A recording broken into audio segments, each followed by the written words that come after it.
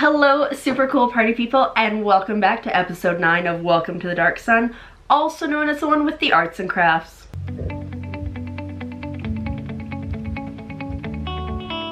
If you don't remember where the party is, you can definitely check out the links below. I have the links for every single episode. But if not, for a quick recap, we did end off last session in a crevice we had fallen down, and after kind of clearing it from all the enemies, we decided to make camp for the night. Somewhere along the way, and I'm not sure where, we lost Drudok, the other thri-kreen, because the player couldn't be here for the session, but we never actually explained where he went, so I'm really curious, and sadly that means there's going to be no thri-kreen patty cake as suggested by Drow Fighter Mage.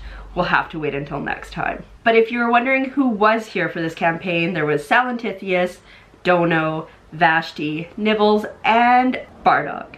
So first things first, we had to get out of this cavern, and we did so without any incident, and then we decided to head back to the trade roads instead of walking across the dunes like we did to get there, because we figured it might be safer. Well, almost immediately something burst out of the sand, and it was like a giant python with like these tiny little bat wings on it, and we had debate, like, where are the bat wings placed? Like, are they up at the front so his tail drags? Are they in the middle so he's like a U when he's flying? Or are they at his tail so he's just like the entire time he's flying? Because that'd be really hilarious to see, and like, what a broken animal. Turns out they're like shoulder blade for human area, if that makes sense. And there were 2 of them, because why just have 1 silkworm when you can have 2? And they weren't very nice, and Vashti got paralyzed pretty quickly, and it was paralyzation for 3 days. Basically, the silkworm wanted to take Vashti away, bring her to its lair, and eat her for a week or so. Yum, what a good way to go.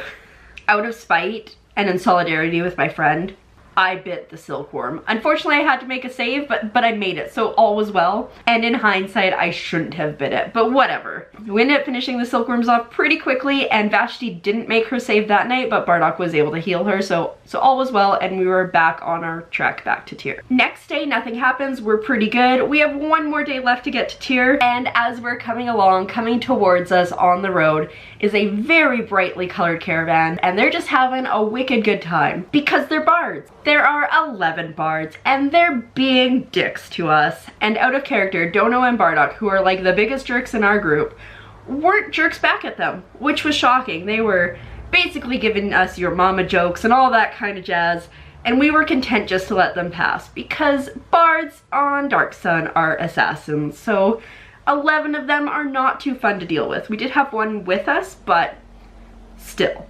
It wasn't until their leader decided to take out an iron sword and brandish it at us that we decided, oh, you know, maybe we will fight them. Because that's iron, and if they're stupid enough to brandish it to us, they're stupid enough to lose it. But because most of us do have metal weapons ourselves, Vashti just picked up her dagger and just started flipping it like, yeah, we got that too, what's the big deal? And then Dono decided to shoot the leader in the face with an arrow. And that started the battle.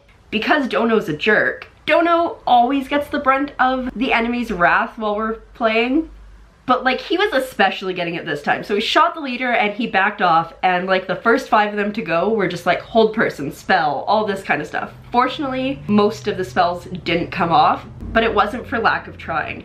And then hilariously, pretty much every time one of our characters had a turn, we just moved away from Dono because no one wants to be near that. The battle dragged on for a bit because there were 11 of them and a couple of them were healing their friends. But pretty soon we were in possession of this iron longsword, a caravan, and a kank.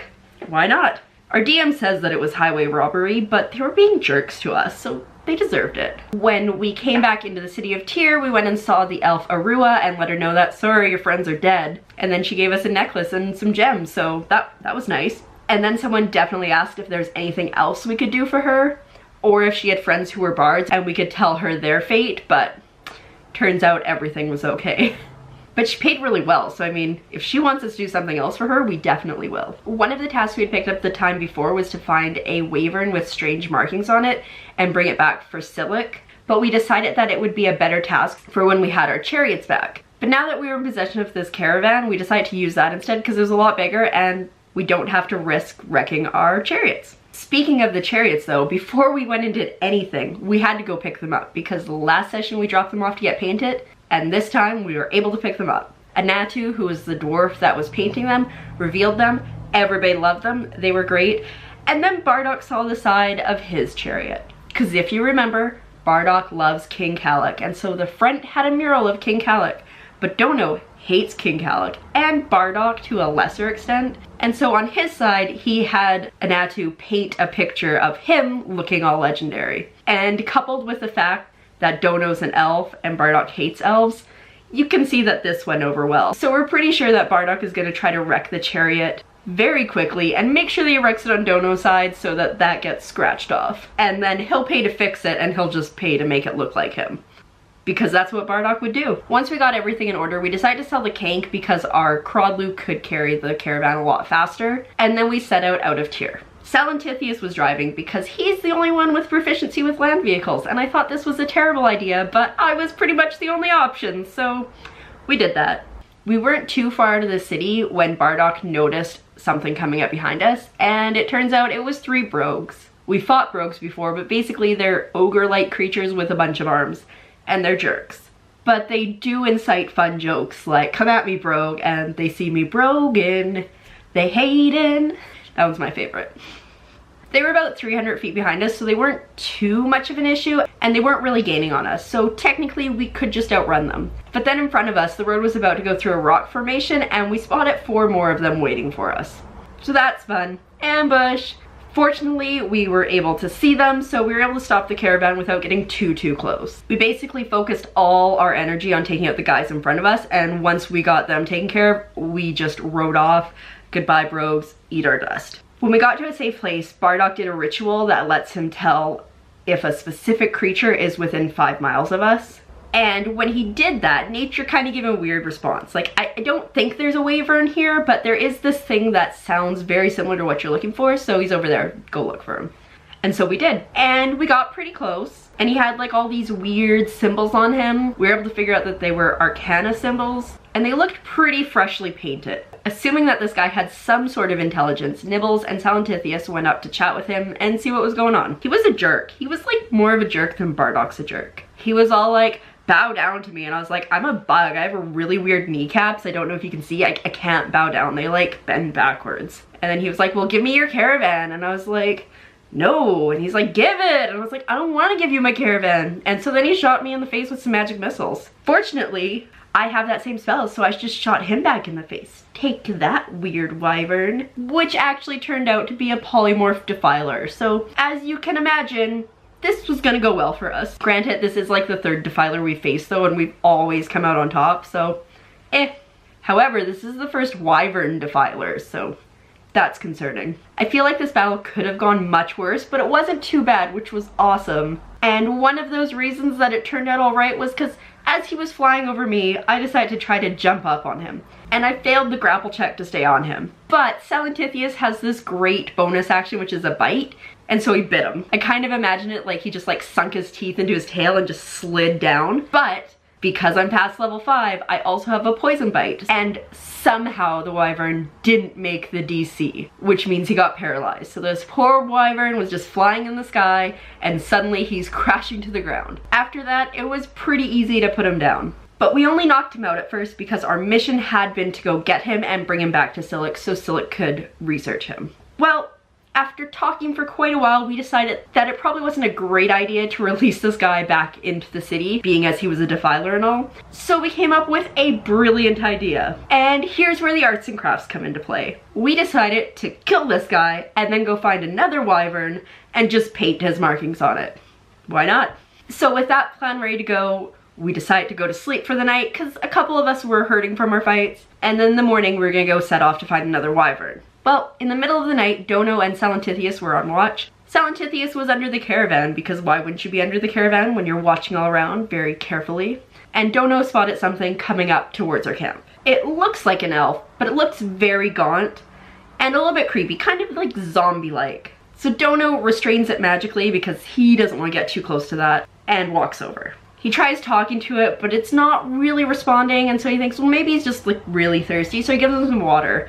And this guy is all about the water. He's just like, give me more, give me more. And then he starts to reach towards Dono. He's got like these weird long fingers with these suckers on them.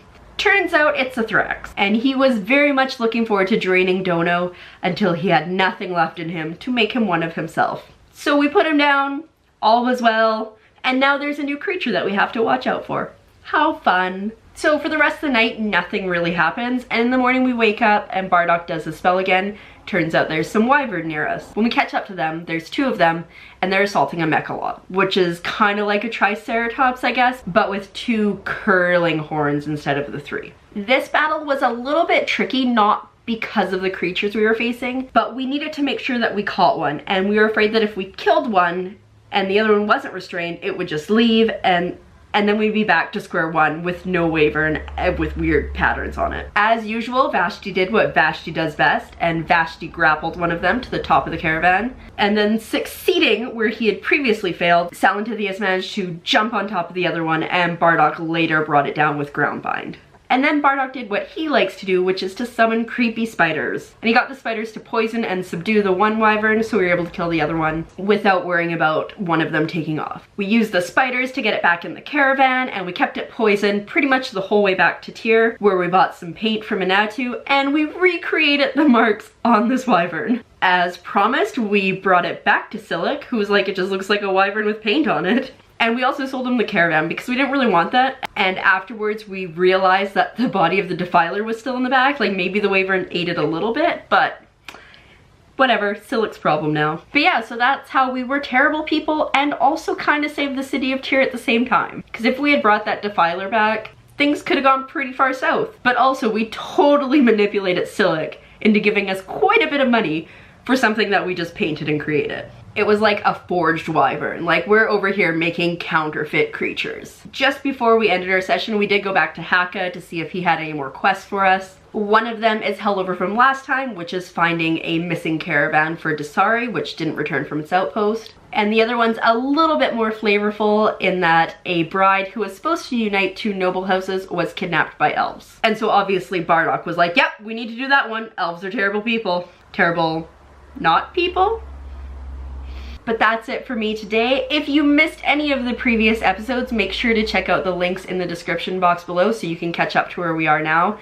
And if you want to see what happens next, hit that subscribe button so you'll be notified when I update. Thanks for watching, and I'll see you next time.